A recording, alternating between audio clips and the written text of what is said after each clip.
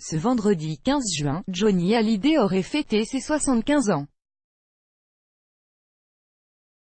Un événement marquant pour tous les fans et les proches du défunt chanteur qui en profiteront pour lui rendre un nouvel hommage.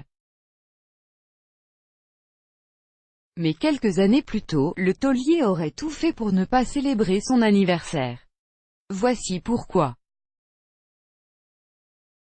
Play current time minuit, duration time minuit, remaining time minuit, stream type live loaded, 0% progress, 0% minuit, full screen minuit, muté playback ratin, subtitles off, captions off, chapters raters undefined. Lundi 11 juin dès 20h50, BFM TV diffusera le documentaire Johnny Laetitia, à la vie et à la mort. L'occasion de découvrir ou redécouvrir l'incroyable histoire du couple marqué par des hauts et des bas.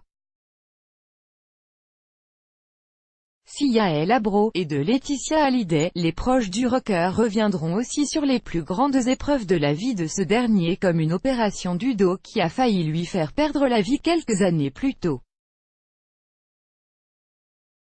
Le 26 novembre 2009, Johnny Hallyday avait en effet eu de gros soucis de santé.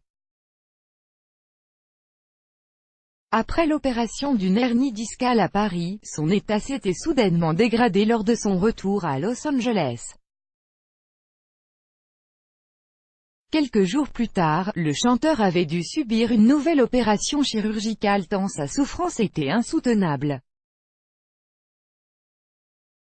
Âgé de 66 ans à l'époque, notamment grâce, 6 mois après ce qui aurait pu lui être fatal, Johnny Hallyday était de retour à Paris pour son anniversaire. En juin 2010, Laetitia s'était alors mis en tête de lui organiser une grande fête pour ses 67 ans.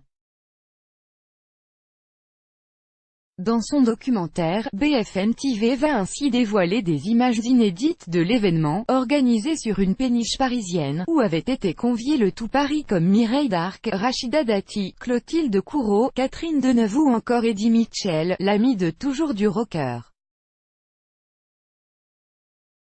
Au total, 200 invités prestigieux avaient fait le déplacement pour écouter la star qui avait repris le micro avec beaucoup d'appréhension. Comme l'a expliqué Gilles Hott, biographe et ami de Johnny, il ne voulait pas y aller. Il avait honte de lui. Il ne voulait pas se regarder dans une glace, il se détestait. Il croyait qu'il avait fini sa carrière artistique, a-t-il confié. Pourtant Johnny n'avait rien perdu de son talent et